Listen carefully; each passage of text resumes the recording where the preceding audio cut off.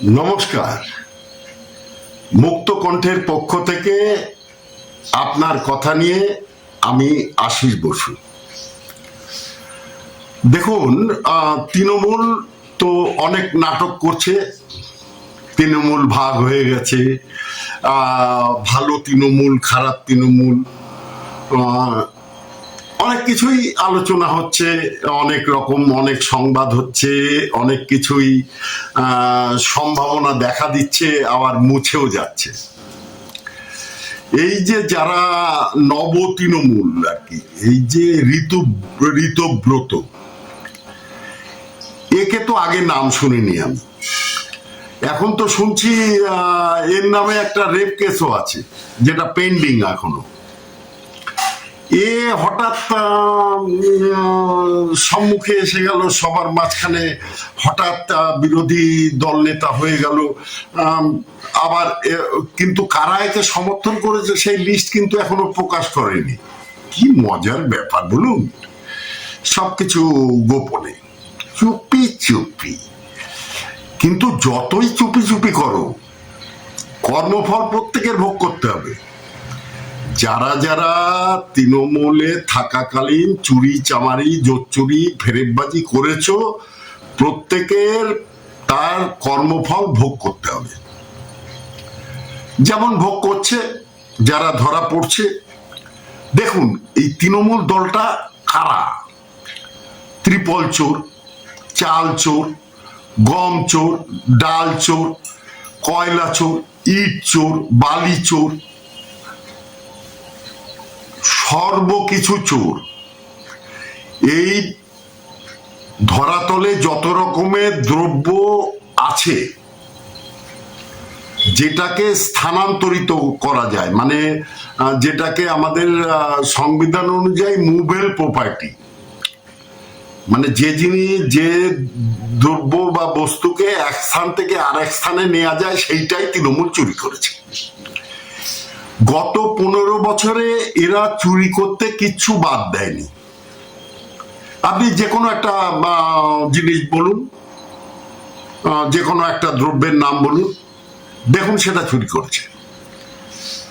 এরা অস্ত্র রেখেছে নিজেদের কাছে, অন্য দলের লোককে খুন করবে, তাদের ক্ষতি করবে, এই সব ধারণা নিয়ে বা প্রয়োজনে। আপনি দেখছেন তো তৃণমূলের নেতাদের বাড়ি থেকে বা তাদের গোডাউন থেকে, তাদের বিভিন্ন নিজেদের স্থান থেকে বেরোচ্ছে গোপন বেআইনি অস্ত্র, গোলা বারুদ, বোম। ওই যে মাছ চোর, কি মাছ চোর, ওই যে দক্ষিণ 24 পরগনা, মালটা তো কয়দিন ধরে বেপাত্তা। এনআইএ নাকি খুঁজে বেড়াচ্ছে। এ কয়দিন আগে মমতা ব্যানার্জির খুব কাছের লোক ছিল জাভেদ খান, যার নামে এবং তার ছেলের নামে অবৈধ দখলি সম্পত্তি, বেআইনি নির্মাণ, তোলাবাজি কি নেই আপনি বলুন। এই জাভেদ খানও নাকি ঋতব্রতর সাথে একই দলে। আবার ওই যে মোশাররফ হোসেন, উনি আবার সুর তুলেছে, আমি কিন্তু তোমার সাথে নেই, আমি মমতা দিদির সাথে। তাহলে এগুলো হচ্ছেটা কি? এর নাটকবাজির অর্থটা কি? এরা কি ভাবছে আমরা এই নাটক করছি, দুনিয়ার সাধারণ পাবলিক সব ভুলে যাবে, আমরা যা করেছি সব এই সাধারণ পাবলিক আমাদের এই নাটক দেখে ভুলে যাবে আর আমাদের ছেড়ে দেবে? এখন নতুন যে ট্রেন্ড হয়েছে না, পচা ডিম ছোড়া, এ তো পচা ডিম তো ছুটছে, গোবর গুলে ছুঁড়ে মারছে, জুতো ছুঁড়ে মারছে, কাদা দিচ্ছে, এদের তাও অপমান নেই। আর যাদের মান সম্মান নেই তাদের অপমানটা হবে কোত্থেকে? যার কাছে যে জিনিস নেই সে তার কাছে তা আশা করাটাই তো মূর্খামি।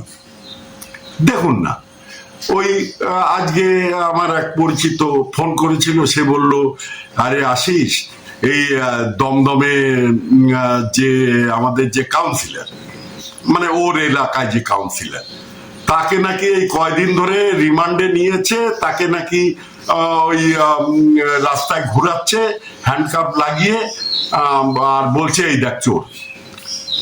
তার নামে নাকি রেপ কেস, তোলা তোলা বিভিন্ন রকম। মাংসের দোকানে যেয়ে নাকি বলতো 5 কেজি মাংস দেয়, আমার ছেলেরা খাবে। এদের কতজনের কত সন্তান ভগবান জানে। অবশ্য বলা যায় না এদের কিছুই। যেমন ফিরহাদ হাকিম সাহেব, ব্র্যাকেটে ববি, আজকে যিনি পদত্যাগ করলেন কর্পোরেশন থেকে, উনি বলেছিলেন এই বাংলার অধিকাংশ বঙ্গবাসী উর্দুতে কথা বলবে এবং এই বাংলায় সংখ্যাগুরু হবে মুসলিমরা। দুঃখের বিষয় উনি সেই জিনিসটা দেখে যেতে পারলেন না। খুব দুঃখ হচ্ছে, আমার ভীষণ দুঃখ হচ্ছে। ওনার একটা এত সুন্দর আশা, যেরকম ওনার নেত্রী মনে করেছিলেন পশ্চিমবঙ্গকে ভারতের থেকে বিচ্ছিন্ন করে নেওয়া হবে, তার সাথে 7 সিস্টার যোগ হবে, কারণ অটোমেটিক যোগ হয়ে যাবে। 7 সিস্টারের তো আর কোনো সড়ক পথে আর কোনো সুযোগ থাকছিল না। নিয়ে উনি একটা রাজ্য বানাবেন, সেই রাজ্যের প্রধান উনি হবেন, মানে দেশ বানাবেন, সেই দেশের প্রধানমন্ত্রী উনি হবেন, বা বংশ পরম্পরায় যেরকম কিম জন উং, উনি যতদিন বাঁচবেন ততদিন উনি প্রেসিডেন্ট থাকবেন, ওই রকম একটা চিন্তা ভাবনা হয়েছিল। এবং তাতে অভিষেক ব্যানার্জি তো মনে করেছিল এবার সে পিসিকে হটিয়ে দিয়ে সেই এবার মুখ্যমন্ত্রী হবে। যাক, ধর্মের কল বাতাসে নড়ে, জনগণ নাড়িয়ে দিয়েছে, পুরো একদম গোড়া সহ নাড়িয়ে দিয়েছে। এদিকে এদের 80 জন মাত্র, তাই নিয়ে এরা কামড়াকামড়ি মারামারি করছে। আবার প্রিয়াঙ্কা টিভরিয়ালের এগেইনস্টে নাকি স্টেপ নিতে হবে, কারণ সে প্রতিবাদ করেছে। আরে নিজে প্রিয়াঙ্কা টিভরিয়াল উপস্থিত হয়েছিল বলে বাড়িটা ভাঙচুর হয়নি, নাহলে তো জনগণ যেভাবে খেপেছিল বাড়িটাই ভাঙচুর করতো। যে জিতেছে ওখানে, সে নাকি এখনো ওই অঞ্চলে তার পদধূলি দিতে পারেননি, মানে পালিয়ে বেড়াচ্ছেন। যাই বলুন, ধর্মের কল যখন বাতাসে নড়ে, কর্মফলও সবার পেতে হয় এবং পেতে হবে। আপনি তাকিয়ে দেখুন আপনার চারিপাশে, প্রত্যেকে তার কর্মফল কিন্তু ভোগ করছে এই দুনিয়াতেই। এ না যে স্বর্গে যে আপনার হিসেব নিকেশে একটু চিত্রগুপ্তকে কিছু ঘুষ টুস দিয়ে সাইড করে ম্যানেজ করে নেবেন, সে চান্স নেই। এই পৃথিবীতেই আপনার কর্মফল আপনাকে ভোগ করতে হবে। মাঝখানে একটু বলে রাখি, অনুগ্রহ করে কয়েক সেকেন্ডের সময় লাগে, আমার এই চ্যানেলটাকে যদি একটু সাবস্ক্রাইব করেন, আমার উৎসাহ বাড়বে যে বিভিন্ন জায়গা থেকে খবর সংগ্রহ করে আপনাদের কাছে উপস্থিত করতে। আমার অনুরোধ, সম্ভব হলে রক্ষা করবেন। যাক, আবার ফিরে আসি আসল কথায়। এই যে পচা ডিমের যে সংস্কৃতিটা, এটা কিন্তু আগে ছিল এক সময়, কিন্তু এটা আবার প্রকট হয়ে উঠেছে এই ফেরেববাজ অভিষেকের এই সোনারপুর যাত্রার পর থেকে। এটা তো প্রমাণিত যে নিজের দলের লোককে দিয়ে এই একটা নাটক সাজিয়েছিল, এবং যাতে এই সিআইডি, ইডি, সিবিআই এদের হাত থেকে মুক্তি পায়। কিন্তু সে গুড়ে তো বোল্ডার। আগে তো গুড়ে বালি হতো, এখন গুড়ে বোল্ডার। যাই হোক, স্বপ্ন সবাই দেখতে পারে, স্বপ্ন দেখতে তো কাউকে বাধা দেওয়া যায় না, মুশকিল হচ্ছে তাই। তো স্বপ্ন ওনারা দেখছেন যে বেঁচে যাবেন এই সব তালগোলের নাটক করে, কিন্তু কেউ রেহাই পাবেন না। এই বিজেপি দলটা সুসংগঠিত দল, একে এর ওই একজন পোস্টার বাকি সব ল্যাম্প পোস্ট তা না। একে তো শুভেন্দু অধিকারী এই দলটার মানে নারী নক্ষত্র জানে, সব বিষয় বোঝে, এবং ভদ্রলোক কর্মঠ, এবং এই মুহূর্তে এই কয়েকদিনের ভিতরে তিনি যে এই 1 মাসের ভিতরে তিনি যে পদক্ষেপগুলো নিচ্ছেন এগুলো প্রশংসনীয়।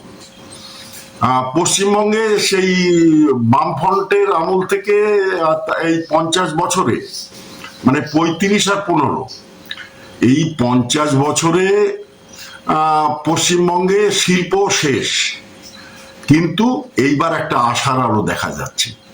কেন্দ্র সরকার চেষ্টা করছে যাতে ভারতের বিভিন্ন জায়গা থেকে পশ্চিমবঙ্গে শিল্প আসে, যার জন্যে হলদিয়া এবং কলকাতা বন্দর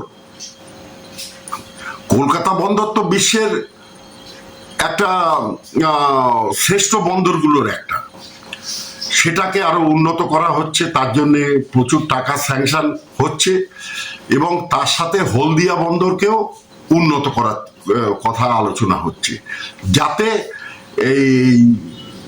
এই অঞ্চলটা দিয়ে, মানে বঙ্গোপসাগর দিয়ে, যাতে বাণিজ্যটাকে আরো সুন্দরভাবে বিশ্বের সাথে করা যায়।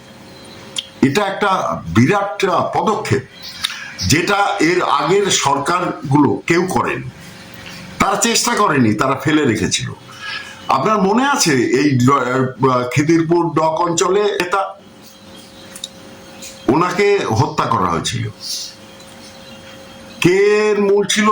সম্ভবত আমার যদি ভুল না হয় কালিমুদ্দিন শামস এর মূল হোতা ছিল, সম্ভবত, যদি আমার ভুল না হয়ে থাকে, ভুল হতেও পারে, বয়স হচ্ছে এখন, দু একটা ভুল হতেই পারে, কিন্তু সম্ভবত এই ডিসি মেহতাকে হত্যা করা হয়েছিল এই বন্দর অঞ্চলে, কারণ তিনি বাধা সৃষ্টি করেছিলেন এই বন্দর দিয়ে বেআইনি কার্যকারবার।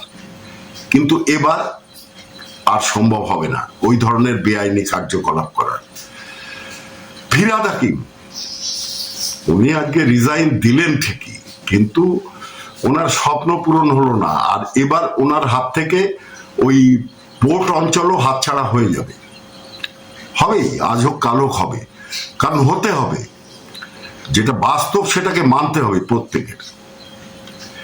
আজকে মমতা ব্যানার্জিকে দেখছি তিনি কলকাতা বিভিন্ন স্থান পরিদর্শন করে বেড়াচ্ছেন, করুন, এখন অনেক সময় ওনার হাতে গান গাবেন, কবিতা লিখবেন, ওকালতি করবেন, ছবি আঁকবেন, বাজনা বাজাবেন, আরো কি কি সব, উনি তো সর্ববিষয়ে পারদর্শী। উনি এবার ওনার সেই সব ক্রিয়াকর্ম সবার সামনে তুলে ধরবেন, কিন্তু মনে হয় না আর ওনার সেই ওই কিম্বুত কিমাকার আঁকা ছবি 1,80,00,000 টাকায় বিক্রি হবে, আর সম্ভাবনা নেই। আর ওই ওনার ওই হাম্বা হাম্বা রাম্বা রাম্বা গাম্বা গাম্বা ওই সব লেখা যে সব, সেগুলো কোনো পাবলিশার্স তো আর ছাপবে কিনা সন্দেহ আছে, কারণ যখন উনি মুখ্যমন্ত্রী ছিলেন তখন ভয়তে ছাপতে হয়েছে তাদের। এখন ওনারা একটা নতুন পদ্ধতি বের করেছেন, মিথ্যে খবর রটানো, যেটা ওনারা আগেও করেছেন। এখন ওরা মিথ্যে খবর রটাচ্ছেন, কলেজ স্ট্রিট ভেঙে ফেলা হচ্ছে, বই পাড়া নষ্ট করে ফেলা হচ্ছে।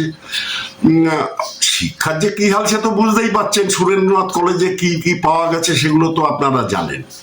একটা কলেজে তার ভিতরে bedroom, attach bathroom, AC room, সেখানে পাওয়া যাচ্ছে মদের বোতল, কন্ডোম। বলুন শিক্ষা কত উন্নত। আবার ওই অঞ্চলটা কার? নয়না, না, নাম উচ্চারণ করা যাবে না।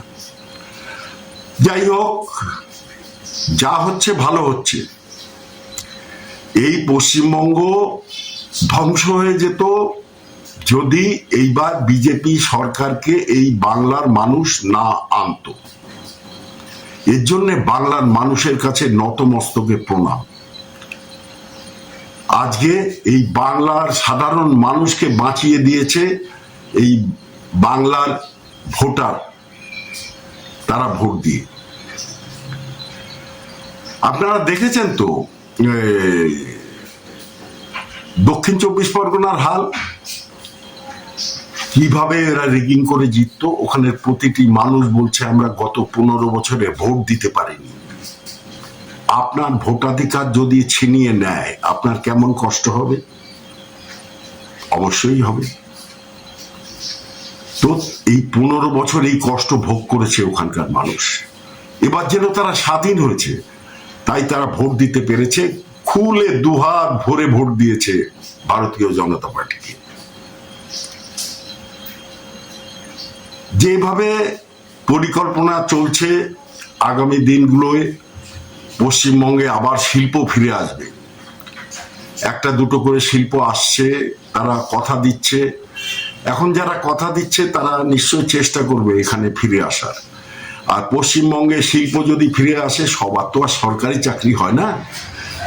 শিল্প আসা মানে সেখানে বেসরকারিভাবে অনেকের জীবিকা তৈরি হবে। একটা বড় শিল্প আসলে তার জন্য ছোট ছোট অনেক শিল্প তার চারপাশে গড়ে ওঠে, সেখানেও কর্মসংস্থান হবে।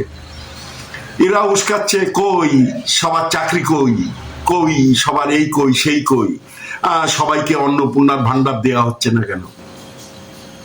পুরুষ অন্নপূর্ণাদের তাদেরও ভান্ডার দিতে হবে, পুরুষ অন্নপূর্ণা।